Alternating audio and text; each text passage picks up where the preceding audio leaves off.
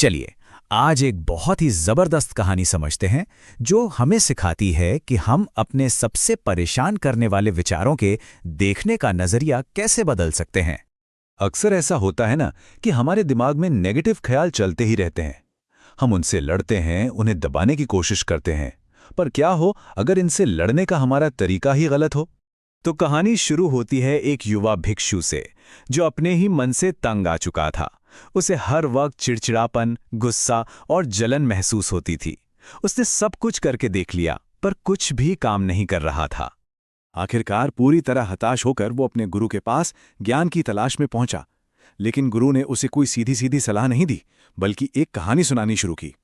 गुरु ने बताना शुरू किया कि एक आदमी था जो जंगल के रास्ते से गुजर रहा था कि अचानक रास्ते में उसे एक खतरनाक जहरीला सांप दिखाई दिया।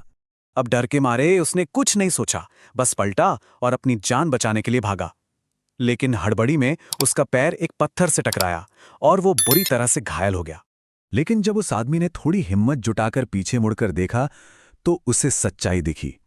जिसे वो जहरीला सांप समझकर इतना डरा हुआ था, वो असल में सांप था ही नहीं, वो तो महज लकड़ी का एक टुकड़ा था। और यहीं पर गुरु ने सबसे जरूरी बात कही। उन्होंने कहा उसे चोट सांप ने नहीं पहुंचाई, चोट तो उसे अपने ही डर और नेगेटिव ख्यालों की वजह से लगी। तो अब सवाल ये उठता है कि एक सांप को गलती से देखने वाली इस कहानी का उस भिक्षु की दिमागी उथल-पुथल से क्या लेना देना था? गुरु ने समझाया कि भिक्षु के जो नेगेटिव ख्याल थे वो बिल्कुल उस सांप की तरह थे। मतलब एक ऐसा खतरा जो सिर्फ महसूस हो रहा था, पर असल में वो सिर्फ एक लक्षण था, असली प्रॉब्लम नहीं। असली समस्या तो कहीं और बहुत गहरी जड़ों में छिपी होती है, जैसे कि डर, खुद को कम समझने की भावना, पुराने बुरे अनुभव या फिर लगातार खुद की दूसरों से तुलना करना। तो यहाँ पर सबसे जरूरी बात यह है कि सिर्फ ख्यालों से लड़ना तो उस सांप से भागने जैसा ही है। चोट तो फिर भी लगेगी। इसके बजाय हमें यह समझना होगा कि हमें वो सांप पहली बार में दिखा ही क्यों। इसके बाद गुरु ने उसे सिर्फ प्रॉब्लम नहीं बताई बल्कि सॉल्यूशन भी दिया। उन्होंने इन असली कारणों से निपटने के लिए 4 बहुत ही प्रैक्टिकल कदम बताए। तो आइए मन की शांति पाने के लिए इन 4 कदमों को थोड़ा और गहराई से समझते हैं। पहला कदम है जागरूकता, मतलब माइंडफुलनेस। इसका मतलब है अपने ख्यालों के प्रति एक जासूस बन जाना। जब कोई नेगेटिव ख्याल आए तो उससे लड़ने के बजाय बस एक दर्शक की तरह देखिए और पूछिए, अच्छा तुम आ कहां से रहे हो? दूसरा कदम है अपने अतीत को अपनाना। अब देखिए, इसका मतलब ये बिल्कुल नहीं है कि जो हुआ वो सही था।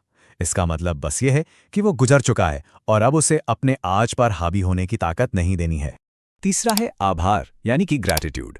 बस हर दिन ऐसी 3 छोटी छोटी चीजों के बारे में सोचने की कोशिश कीजिए जिनके लिए आप शुक्रगुजार हैं। ये हमारे सोचने का पूरा तरीका ही बदल देता है, कमी से हटाकर प्रचुरता पर ले आता है। और चौथा कदम खुद के प्रति दयालु बनना। बस एक पल के लिए सोचिए, क्या आप अपने किसी सबसे अच्छे दोस्त से वैसे बात करते हैं जैसे कभी-कभी खुद से करते हैं? नहीं ना? तो खुद से भी उसी तरह प्यार और सम्मान से बात करें। तो ये जो सदियों पुरानी कहानी है ना, ये हमारे मेंटल हेल्थ को देखने का नजरिया पूरी तरह से बदल सकती है। और सबसे बड़ी सीख यही है कि हमारे ही अंदर वो शक्ति है जिससे हम अपने मन के बनाए हुए इन वहमों के पार देख सकते हैं। क्योंकि जब हम इन छिपी हुई वजहों पर काम करते हैं तो हम सिर्फ अपने विचारों को मैनेज नहीं करते, बल्कि हम उन्हें जड़ से ही खत्म कर सकते हैं।